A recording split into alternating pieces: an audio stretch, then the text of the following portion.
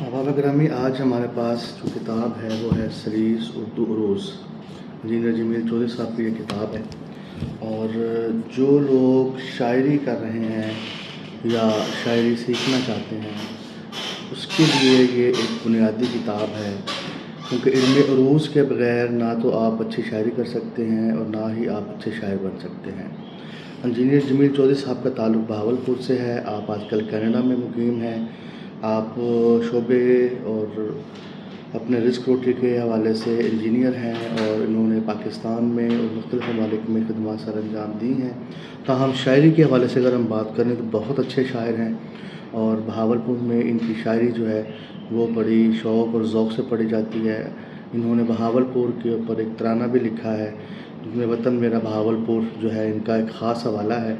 اور ان کا جو یہ ترانہ ہے وہ بہاولپور کے تقریباً تمام سرکاری اداروں میں، تعلیمی اداروں میں پرنٹ ہو کے جو ہے اس کو لگایا گیا ہے۔ ہم کتاب کی بات کریں تو سلیس اردو عروض جو ہے، اس کے بارے میں انجینئر صاحب یہ کہتے ہیں کہ علم عروض کی جو ابتدا ہے وہ مکہ سے ہوئی، جب قدیم مکہ کے دور میں ایک لوہار جو تھا وہ ایک خاص ردھم و ترتیب میں جو ہے وہ لوہے کو کوٹ رہا تھا، تو اس کی وہ جو ہتھوڑے اور لوہے کو جو ایک تال میل تھا، وہاں سے جو ہے ایک شخص نے اس کی ردھم کو دیکھا اور سمجھا، تو پھر وہاں سے علم عروض کا جو ہے وہ آغاز ہوا، جو آج ایک جدید شکل میں ہمارے پاس پہنچ چکا ہے۔ اگر ہم بات کریں کہ علم عروض ہے کیا، تو اس میں آپ یہ دیکھ لیجئے کہ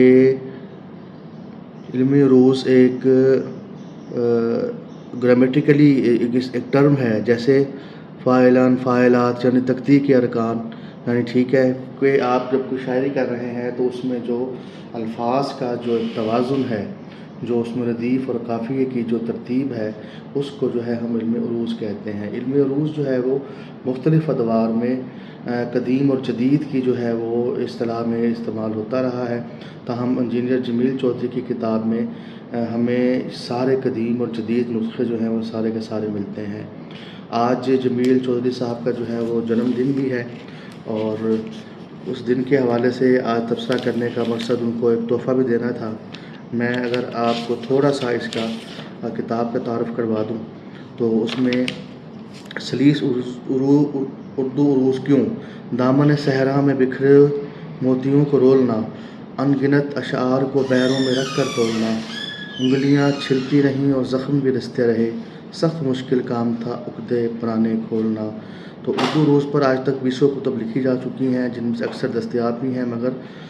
حقیقت یہ ہے کہ ہم نے کبھی عروض کی کسی کتاب کو کھولا تو بہت سی تلخ باتیں بھی سامنے آئیں۔ وہ لکھتے ہیں کہ بہت سے سوالات نے جنم لیا، ان کتب میں سے ہر ایک کا کاغذ ناقص، کتابت معمولی، عبارت مشکل، موضوعات بے ترتیب، زبان متروکہ، اور بہت کچھ سرے سے غائب تھا۔ یعنی کتاب اگر انسان پڑھتا بھی تھا تو اس کی تشنگی رہ جاتی تھی۔ تاہم انجینئر جمیل چودھری نے اس کتاب کے اندر ہدایت البلاغت، جو کہ فارسی میں ہے، محمد حسین فقیر کی تصنیف ہے۔ مسٹر بوترس بڑے علم دوست اور مشرقی علوم کے مربی تھے، وہ دلی کالج کے پرنسپل تھے۔ انہوں نے مولوی امام بخش صاحبائی سے ہدایت البلاغت کا اردو ترجمہ کرایا۔ یہ کتاب آنے والے عروضی اہل قلم کے لیے نشان راہ ثابت ہوئی۔ یعنی اس کتاب کے اندر آپ کو پرانی کتابیں جو کہ متروک ہو چکی ہیں یا جن کا صرف ایک حوالہ رہ گیا تھا، اس کا بھی آپ کو ذکر ملے گا، اور اس کے ساتھ ساتھ جدید عروض جو ہیں وہ بھی آپ کو ملیں گے۔ انجینئر جمیل چودھری کہتے ہیں کہ علم ہجا اور چند بنیادی اصطلاحات کے لیے استفادہ حکیم انجم فوقی کی کتاب فکر و فن سے کیا گیا ہے، ہمیں اس سے بہت رہنمائی ملی۔ ہم ایسی تمام کتب کے مرتبین، مصنفین اور اداروں کے شکر گزار ہیں جہاں سے ہم نے معلومات حاصل کیں۔ یعنی یہ بھی ایک ایمانداری کی بنیادی چیز ہے کہ جب کوئی مصنف کسی شخص یا کسی کتاب سے رجوع کرتا ہے، وہاں سے کوئی چیز اخذ کرتا ہے یا ماخذ لیتا ہے، تو اس کا ذکر بھی ایمانداری سے کرتا ہے۔ اگر ہم عروض میں بات کریں تو اس میں فاعلتاً، مفعولات، فاعلن، فعولن، پھر اس کی آگے مزید جو شکلیں ہیں اس کو بڑی انہوں نے تفصیل کے ساتھ لکھا ہے۔ اور پھر اس میں ایک اہم چیز اس کتاب کی یہ ہے کہ انہوں نے مختلف جو اوزان ہیں، جو عروض ہیں، ان کو اشعار کی شکل میں بھی جو ہے وہ لکھ دیا ہے تاکہ سمجھنے والے اور پڑھنے والے کو یہ پتہ چلے کہ کون کون سے عروج پر کس کس کا شعر جو ہے وہ موزوں ہے۔ مثلاً کہ ہم ظہور نظر کا ایک شعر دیکھتے ہیں کہ آپ نائے درد کے دونوں طرف ہے دشت خوف، اب تو چارہ جان دینے کے سوا کچھ بھی نہیں۔ اور اسی طرح وہ پروین شاکر کا شعر لکھتے ہوئے کہتے ہیں کہ دشمنوں کے ساتھ میرے دوست بھی آزاد ہیں، دیکھنا ہے کھینچتا ہے مجھ پہ پہلا تیر کون۔ اسی طرح احمد فراز کا جو شعر ہے کہ ہر کوئی اپنی ہوا میں مست پھرتا ہے فراز، شہر ناپرساں میں تیرے چشمے تر دیکھے گا کون۔ اس طرح زہرہ نگار، سید قاسم جلال، احمد فراز، مرزا غالب، عبدالحمید عدم، تو اس طرح بہت سارے شعراء کلام کا جو ہے کلام بھی انہوں نے ترتیب وار اس کے اندر شامل کیا ہے۔ اگر ہم اس میں ایک رمز جو ہے اوزان کی ایک قسم ہے بحر رمل مسمن سالم،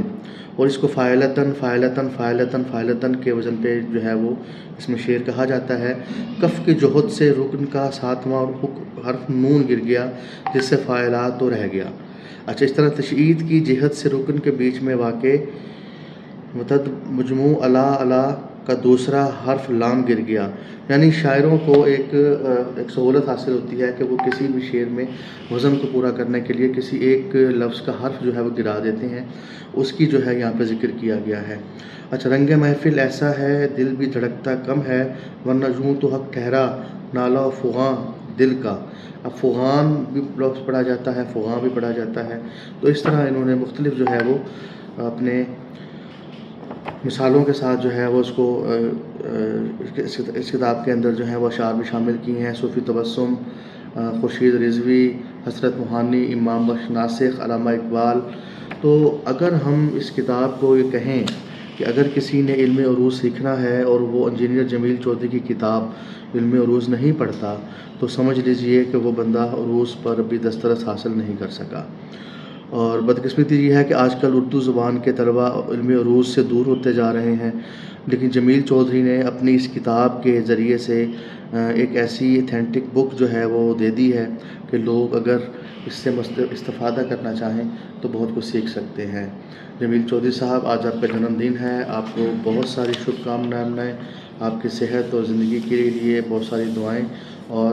ایک نئی خبر یہ بھی ہے کہ ان کی یہ کتاب جو ہے وہ ابھی پاکستان میں چھپی ہے۔ اس سے پہلے میں آپ کو یہ بتاتا چلوں کہ ہمارے انہی مصنف کی جو مختلف کتب ہیں، جس میں وقت کے زندان میں شعری مجموعہ ہے، لکیریں ریت کی شعری مجموعہ ہے، ہاں جنوبی ایشیا کے منتخب اردو فلمی شاعری، یہ ایک ان کی ایسی کاوش ہے کہ جو کہ برصغیر میں کسی نے بھی اس پر کام نہیں کیا۔